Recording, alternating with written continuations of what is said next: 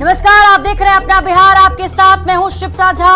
बिहार को विशेष राज्य के दर्जे की मांग को लेकर सियासत तेज हो गई है। पटना में उद्योग विभाग के एक कार्यक्रम में बोलते हुए सीएम नीतीश कुमार ने विशेष राज्य के दर्जे का मुद्दा उठाया।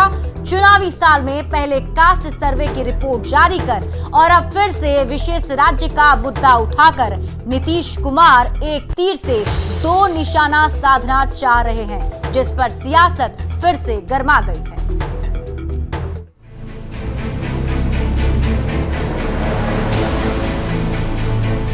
चुनावी साल है, ऐसे में सियासी पार्टियां हर हथकंडे समय के हिसाब से अपना रही है। बिहार में पहले कास्ट सर्वे कराया गया। अब जब कास्ट सर्वे की रिपोर्ट सामने आ गई तो मुख्यमंत्री नीतीश कुमार ने अपनी पुरानी मांग यानी बिहार को विशेष राज्य के दर्जे का मुद्दा फिर से उठा दिया। पटना में कार्यक्रम उद्योग विभाग की ओर से आयोजित किया गया था। मुख्यमंत्री उद्यमी योजना की पहली किश्त जारी की गई। सीएम नीतीश कुमार की जब बारी संबोधन की आई तो सीएम ने लंबे समय बाद बिहार को विशेष राज्य का दर्जा दिए जाने की मांग न सिर्फ दोहराई बल्कि स्पेशल स्टेटस नहीं मिलने पर अभियान चलाने तक की बात कह दी। अरे जल्दी देने दीजिए ताकि फिर ये बहुत आगे बढ़ जाए। हम इतना दिन से कर रहे हैं, अभी देर करेंगे तो हम लोग मूवमेंट शुरू करने वाले हैं कि बिहार को विशेष राज्य का दर्जा मिले। मुख्यमंत्री की ओर से एक बार फिर बिहार को स्पेशल स्टेटस देने की मांग किए जाने को लेकर राजनीतिक बयानबाजी तेज हो गई है। आरजेडी और कांग्रेस ने केंद्र सरकार पर हमला बोला है। विशेष राज्य का दर्जा बिहार का वाजिब हक है। यही बात लगातार हम लोग कह रहे हैं। आदरणीय मुख्यमंत्री जी ने, नीतीश कुमार जी ने आज ये इस बात को फिर दोहराया है। अपनी मिट्टी से प्यार है तो ये तय करना होगा कि 2024 में केंद्र से मोदी सरकार की विदाई हो। एक एक बिहारी की जिम्मेदारी बनती है, तभी बिहार को उसका हक मिलेगा। नीतीश के बयान पर बिहार बीजेपी अध्यक्ष सम्राट चौधरी तंज कसते हुए कहते हैं कि जब नीतीश जी एनडीए के साथ होते हैं तो वो प्रधानमंत्री से विशेष दर्जे की बात नहीं करते, जब विपक्ष में होते हैं तो स्पेशल स्टेटस की बात करने लगते हैं। ये सिर्फ विरोध में जाते हैं तब इनको याद आता है। ये सिर्फ इनका राजनीतिक स्टंट है, इससे ज्यादा कुछ नहीं। जाहिर तौर पर सियासत की चाल समय के हिसाब से ही चली जाती है। मुख्यमंत्री नीतीश कुमार ने स्पेशल स्टेटस की डिमांड कर ये बता दिया है कि चुनावी साल में सियासत को कैसे गरमाया जाता है। गेंद केंद्र सरकार के पाले में फेंक कर ये संदेश देने की कोशिश की जा रही है कि बिहार की भलाई सिर्फ महागठबंधन की सरकार ही कर सकती है। Bureau report, news 18।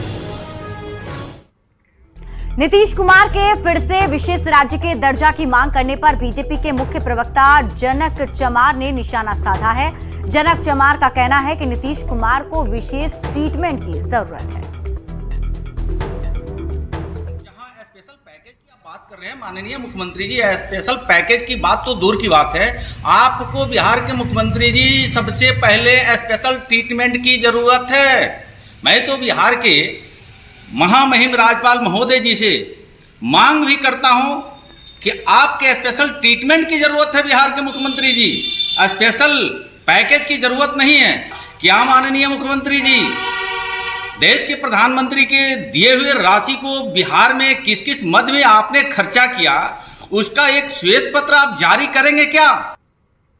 पटना में उद्योग विभाग के कार्यक्रम में बोलते हुए सीएम नीतीश कुमार ने इशारों में ही तंज पूर्व की आरजेडी सरकार पर कसते हुए दावा कर दिया कि बिहार की तरक्की के लिए काम हमने ही किया है। डेवलपमेंट का आइडिया मेरा ही है, इसे लोग भूल रहे हैं। नीतीश कुमार के बयान पर अब सियासत तेज है। ये रिपोर्ट देखिए।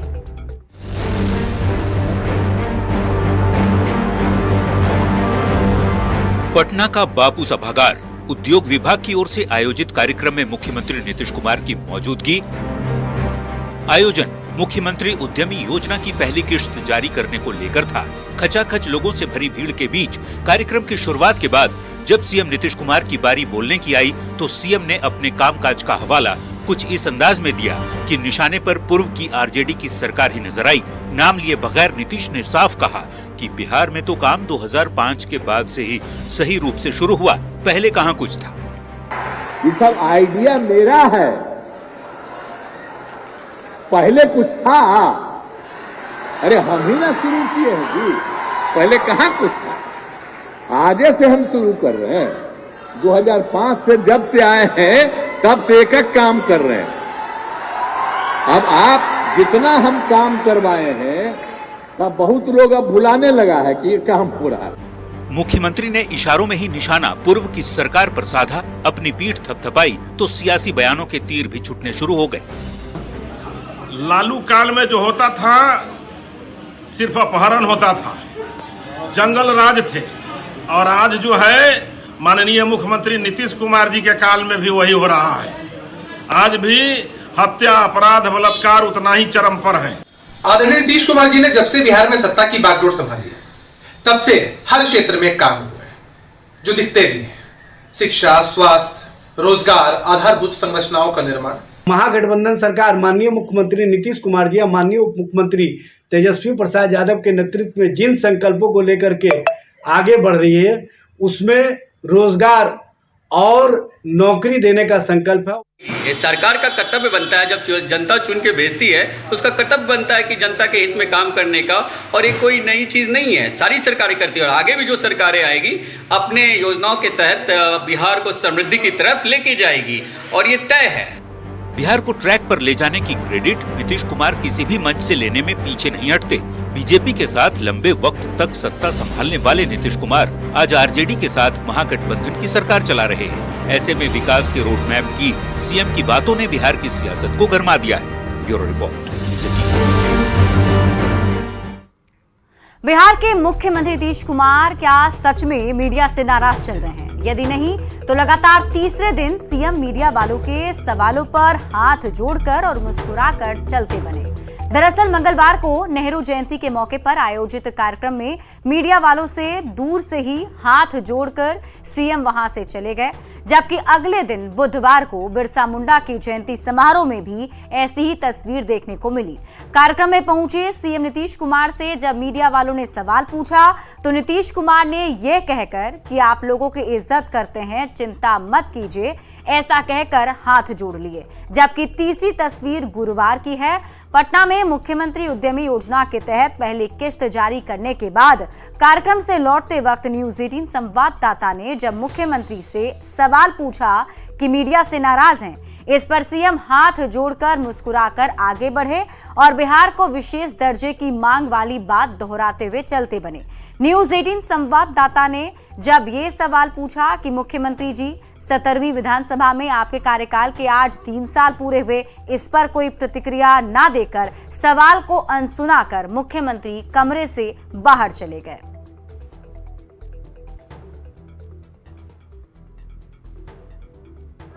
मुख्यमंत्री जी नाराज क्यों है? नाराज क्यों है? राज्य के दर्जे की मांग आपने की, विशेष राज्य के दर्जे की मांग की है, फिर से विशेष राज्य के दर्जे की मांग की है। आपने विशेष राज्य का दर्जा का तो बात हम बराबर कही रहे, विशेष राज्य का दर्जा मिलना चाहिए। 3 साल हुआ सर आपके कार्यकाल का, इस वाले का क्या कहेंगे? बाहर बात बोलिएगा सर, हो गया। मुख्यमंत्री उद्यमी योजना की पहली किस्त लाभार्थियों के बीच बांट दी गई है। बापू सभागार में आयोजित कार्यक्रम में 4,950 युवा को पहली किस्त दी गई। पहली किस्त में सभी लाभार्थियों को 1.5 लाख रुपए दिए गए हैं। और आपको बता दें कि आज सीएम नीतीश कुमार की तरफ से ये किस्त जारी की गई है, जिसे बताया जा रहा है कि मुख्यमंत्री उद्यमी योजना के तहत सभी लाभार्थियों को आज ये किस्त जारी कर दी गई है। मुख्यमंत्री उद्यमी योजना के बारे में अगर हम आपको बताएं तो सरकार रोजगार के लिए 10 लाख रुपए का लोन देती है। प्रशिक्षण के लिए 25,000 रुपए प्रोत्साहन राशि भी दी जाती है। ऐसे में 10 लाख रुपए की राशि में 5 लाख रुपए पर सब्सिडी भी है। 5 लाख रुपए ब्याज मुक्त ऋण के रूप में दिया जाता है। ब्याज मुक्त ऋण को 7 साल में चुकाना होता है। नए उद्योगों की स्थापना के लिए आर्थिक सहायता भी दी जाती है। सभी वर्ग की महिलाएं इसके लिए आवेदन कर सकती हैं। दिव्यांग आवेदक के लिए सभी वर्गों में 0.3% की विशेष छूट भी दी गई है। www.udyami.bihar.government.in पर जाकर आप इसके बारे में और अधिक जानकारी भी ले सकते हैं। आज पटना में मुख्यमंत्री नीतीश कुमार की तरफ से इस मुख्यमंत्री उद्यमी योजना का प्रथम किस्त वितरण समारोह हुआ।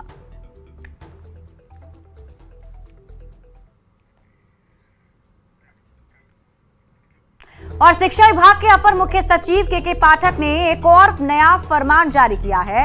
21 नवंबर तक राज्य के सभी स्कूलों में छुट्टियों को रद्द कर दिया गया है। ये आदेश प्राइमरी से लेकर उच्च माध्यमिक तक के स्कूल के लिए जारी किया गया है।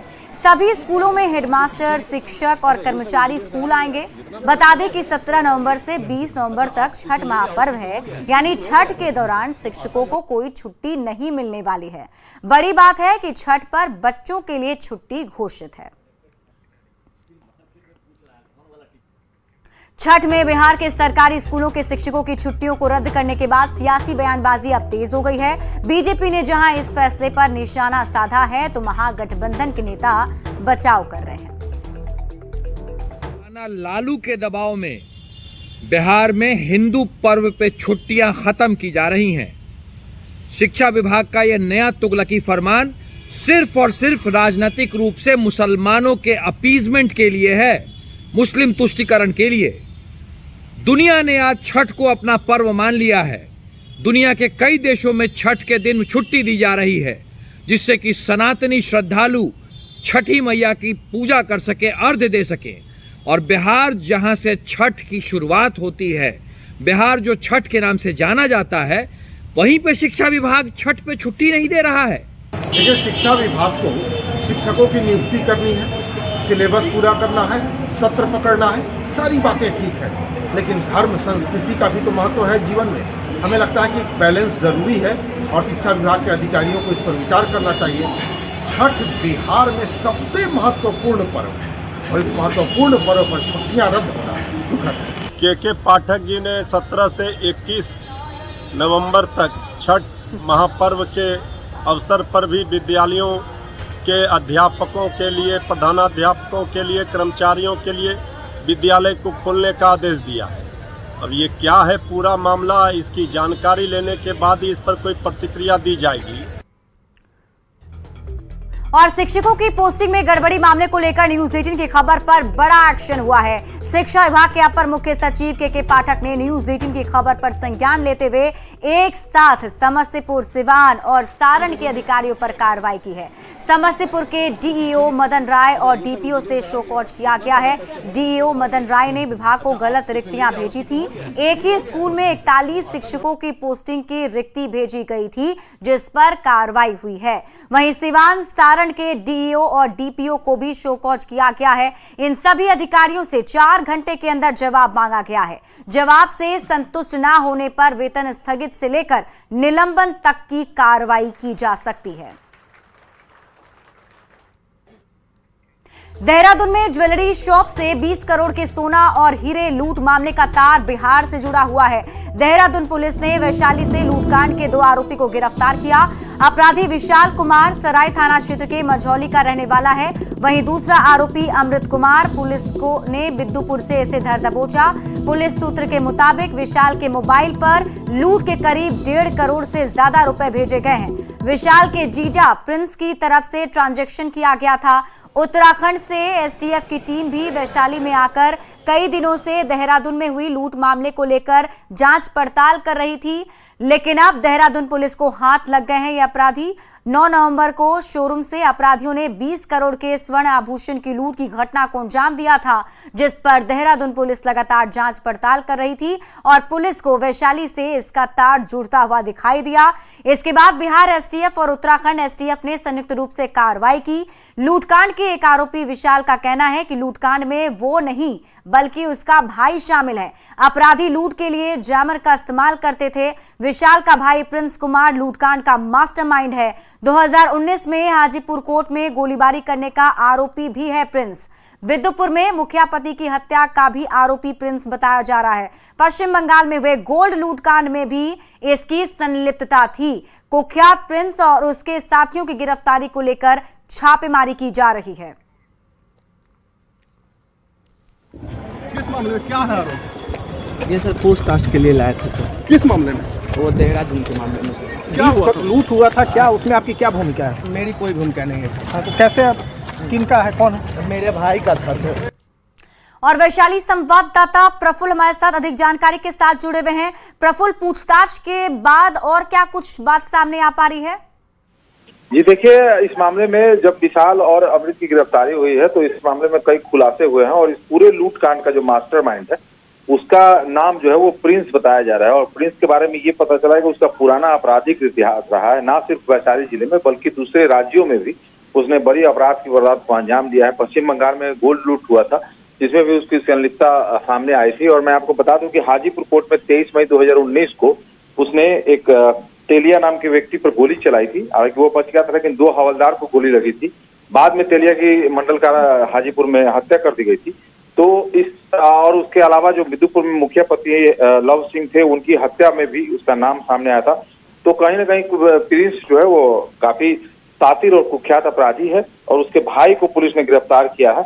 और ये बताया जा रहा है कि प्रिंस ने ही अपने मोबाइल से उसके भाई के नाम जो विशाल है उसके मोबाइल पे जो है उन्होंने कैश ट्रांजैक्शन करीब 1.5 करोड़ का किया था। ये सूत्रों के हवाले से खबर मिल रही है और उसी आधार पे पुलिस ने विशाल को गिरफ्तार किया है, अमृत को गिरफ्तार किया और आगे की छानबीन की जा रही है। बताया ये भी जा रहा है कि इन थाना क्षेत्रों के अलावा वैशाली जिले के कई और थाना क्षेत्र में प्रिंस के जो गुर्गे हैं और जो उसके साथी हैं उनकी भी तलाश तेज कर दी गई है। और प्रिंस जो फरार है अभी मास्टरमाइंड है उसकी गिरफ्तारी के लिए भी बिहार एसटीएफ और उत्तराखंड एसटीएफ की टीम जो है वो कार्रवाई कर रही है। मैं आपको बता दूं कि उत्तराखंड में भी कई ऐसे लोग हैं जो स्थानीय जो अपराधी हैं उनकी भी शिनाख्त हुई है इस मामले में। जो वहां पे जिन्होंने लाइनर का काम किया है उनकी भी शिनाख्त हो रही है और उनकी भी गिरफ्तारी के लिए उत्तराखंड पुलिस जो है वो वहां पे दबिश दे रही है। और ये बताया जा रहा है कि अभी कई जगहों पे छापेमारी जो है वो लगातार की जाएगी। जी चलिए, आप इस पूरी खबर पर नजर बनाए रखिए। बहुत बहुत शुक्रिया तमाम जानकारी के लिए।